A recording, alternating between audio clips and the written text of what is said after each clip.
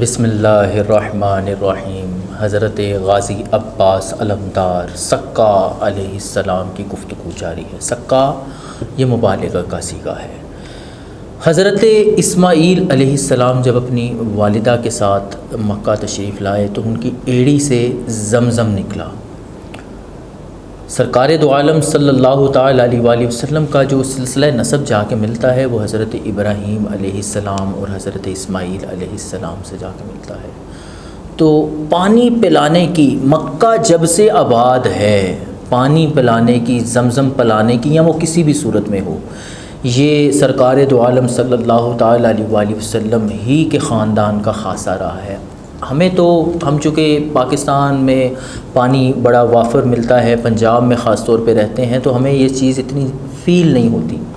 عرب اور تھر کے علاقے یا اس ٹائپ کے ریگستانی علاقے جہاں پر پانی کی بہت قلت ہے، وہ لوگ میری بات بخوبی سمجھ سکتے ہیں کہ پانی کتنی بڑی نعمت ہے۔ اور خاص طور پہ اس دور میں عرب میں جو پانی پلانے والا ہوتا تھا، اس کی جو اہمیت اور جس کو یہ ٹائٹل مل جاتا تھا، تو عرب کے لیے وہ ایک پیر اور ایک بہت ہی بڑی ہستی سے چھوٹی ہستی نہیں ہوتی تھی، وہ اس کو بہت بڑا مانا جاتا تھا، بہت بڑا ٹائٹل ہوتا تھا۔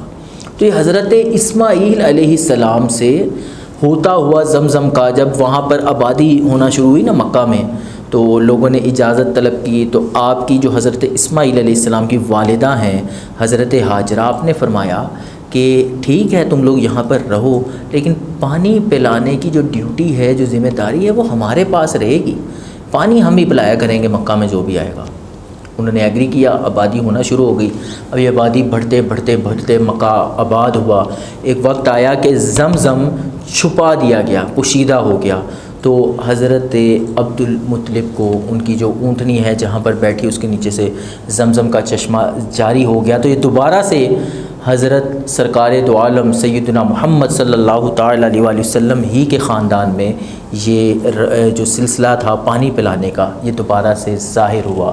اس کے بعد یہ سلسلہ آیا حضرت ابو طالب کے پاس، ان سے ہوتا ہوتا یہ کربلا کے میدان میں ہم پہنچتے ہیں۔ اگر آپ حضرت عثمان غنی رضی اللہ تعالیٰ عنہ کو اوپر جب پانی بند کر دیا گیا، ان کو ان کے گھر میں جب قید کر دیا گیا، تو وہاں پہ بھی پانی جو پہنچانے والے تھے وہ حسن و حسین تھے۔ امام حسن و حسین نے حضرت عثمان غنی رضی اللہ تعالیٰ عنہ کو پانی پہنچایا۔ اس کے بعد آ جاتا ہے واقعہ کربلا۔ کربلا میں پہنچتے ہیں، حور کا لشکر جب آتا ہے تو حور کے لشکر کو اور ان کے جو جانور تک ہیں ان کو پانی امام حسین علیہ السلام نے اپنے جو مشکیزے تھے ان سے پلایا۔ اس کے بعد کربلا کا واقعہ ہوتا ہے تو یہ ذمہ داری سنبھال لیتے ہیں حضرت غازی عباس علمدار سکا علیہ السلام۔ آپ نے پانی پلانے کے لیے اس عروج کے اوپر جا کے خدمت کی کہ اپنے بازو تک کٹوا دیے، اور آپ نے جن کو پانی پلانے کے اندر اپنی جان رب تعالیٰ کے حضور پیش کی، وہ کوئی عام ہستیاں نہیں تھیں۔ وہ ہستیاں کون تھیں؟ وہ سیدہ سکینہ تھی۔ وہ ہستیاں کون تھیں؟ وہ سیدہ زینب تھی، جن کی وجہ سے سادات کی نسل جو ہے وہ بچی۔ وہ ہستیاں کون تھیں؟ وہ امام حسین تھے۔ وہ ہستیاں کون تھیں؟ وہ ہستیاں تھیں جن کی وجہ سے آج ہم صحیح معنوں میں دین کو جانتے ہیں۔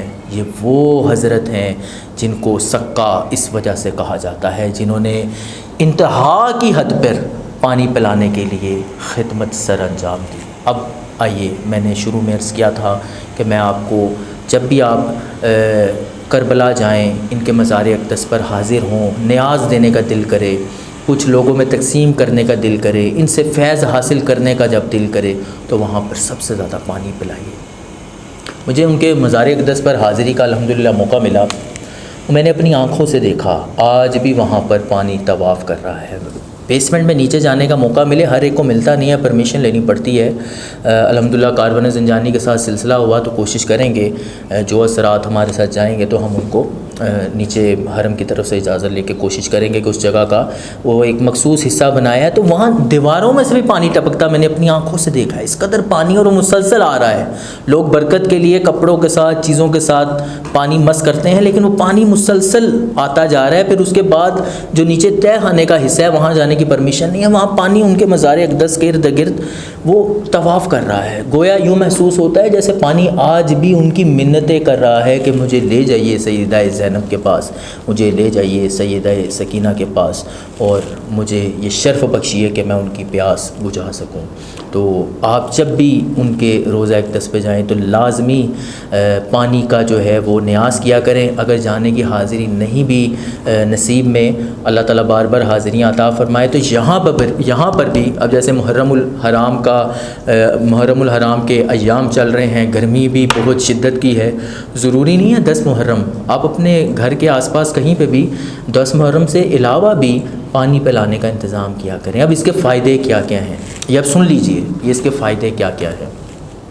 اگر اولاد نہیں ہوتی پانی پلائیے، گناہوں کی کثرت ہے، چاہتے ہیں کہ انسان جو ہے وہ اپنے گناہوں سے پاک ہو جائے، پانی پلائیے۔ آپ کو کوئی بیماری ہے، پانی پلائیے۔ آپ اللہ تعالیٰ کا قرب اور روحانیت کی منازل طے کرنا چاہتے ہیں، پانی پلائیے۔ آپ چاہتے ہیں کہ آپ کا بھی کربلا کے میدان، کربلا والوں جیسا طرز آپ اپنائیں، اور انہوں نے جو آخری طرز، یعنی جب تک ان کے پاس پانی تھا انہوں نے لوگوں کو پانی دیا، انہوں نے پانی دینے۔ دیکھیں آج تو ہم جہاد والا سلسلہ نہیں ہے، لیکن ہم پانی تو پلا سکتے ہیں نا، تو آپ لوگوں کو پانی پلائیے۔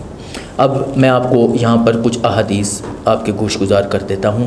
حدیث مبارکہ میں آتا ہے افضل صدقہ، سب سے زیادہ افضل صدقہ کیا ہے؟ پانی پلانا ہے۔ پھر حدیث پاک میں آتا ہے اللہ تعالیٰ کا قرب حاصل کرنے کے لیے سب سے بڑا عمل، یعنی بہت سے عملوں میں جو سب سے بڑا عمل ہے وہ پانی پلانا ہے۔ پھر بزرگان دین جو تابعین ہیں وہ کیا کہہ رہے ہیں؟ وہ کہہ رہے ہیں جس کے گناہ کثرت سے ہوں ان کو چاہیے کہ پانی پلائیں۔ عبداللہ بن مبارک رضی اللہ تعالیٰ عنہ، یہ جو لوگ کیا کہتے ہیں تاریخ کو پڑھنے والے ہیں وہ بخوبی جانتے ہیں کہ عبداللہ بن مبارک کتنی بڑی ہستی ہیں۔ ان کے پاس جو بھی افراد اپنی بیماری پریشانی لے کے آیا کرتے تو یہ کیا کہتے ہیں؟ ان کے پاس ایک شخص آیا، 7 سال سے زخم، اس کے گھٹنے میں زخم کی بہت ہی زیادہ اس کو شدت کے ساتھ تکلیف تھی۔ آپ نے فرمایا ایسی جگہ ڈھونڈو جہاں پر لوگوں کو پانی پینے میں دشواری ہو، وہاں پر کنواں کھدواؤ اور لوگوں کو پانی دو۔ جو زخم 7 سال تک اس کا نہیں بھرا، اس کے کنواں کھدوانے، ایسی جگہ پہ جہاں پہ پانی پینے میں لوگوں کو دشواری تھی، وہاں پہ کنواں کھدوا کے لوگوں کے پانی پیتے ہی اس کا زخم ٹھیک ہونا شروع ہو گیا، اور چند دنوں کے اندر اس کا زخم بالکل مکمل طور پر ٹھیک ہو گیا۔ تو آج ہم لوگوں کو کوئی بھی پریشانی ہو تو حضرت غازی عباس علمدار کو یاد کر کے رب تعالیٰ کے قرب کے لیے، اپنے گناہوں سے بخشش کے لیے، اور کسی بھی قسم کی پریشانی، تکلیف اور بیماری کے لیے لوگوں کو پانی پلانا شروع کیجیے۔ انشاءاللہ اس کے آپ بے شمار فائدے دیکھیں گے۔ تو اللہ تعالیٰ سے دعا ہے کہ اللہ تبارک و تعالیٰ ہم لوگوں کو دوسروں کی خدمت کرنے کی توفیق عطا فرمائے۔ دیکھیں فلاحی کام کرنے کے لیے ضروری نہیں ہے کہ بہت بڑی کوئی ٹرسٹ قائم کر لیں، کوئی فاؤنڈیشن بنا لیں۔ آپ صرف ایک پانی کا گھڑا بھی کہیں پہ ایسی جگہ پہ رکھ سکتے ہیں جہاں لوگوں کے لیے آسانی ہو جائے پانی پینے کے لیے، جانوروں کے لیے آسانی ہو جائے پانی پینے کے لیے، تو ضرور رکھیں۔ آج ہم نے غازی عباس علمدار علیہ السلام کے نام کے صرف چند جو القابات تھے ان کے اوپر گفتگو کی، تو ہماری زندگی میں کتنی چیزیں فائدے کی آئیں۔ تو جب ہم ان کی ایسے لوگوں کی سیرت پڑھیں جن کو اللہ تعالیٰ نے ایک عزت کا، ایک عروج کا، ایک مرتبے کا، اور خاندان کے اعتبار سے بھی دنیا میں افضل ترین خاندان عطا کیا ہو، اور انہوں نے ہمارے لیے اتنی قربانیاں دی ہوں، تو جب ہم ان کی سیرت پر عمل کریں گے، ان کی سیرت کو پڑھیں گے، اپنی نسل میں عام کریں گے، تو ہمیں کس قدر فائدے ہوں گے۔ اللہ تعالیٰ سے دعا ہے کہ اللہ تعالیٰ آپ کا اور میرا حامی و ناصر ہو۔ السلام علیکم ورحمۃ اللہ۔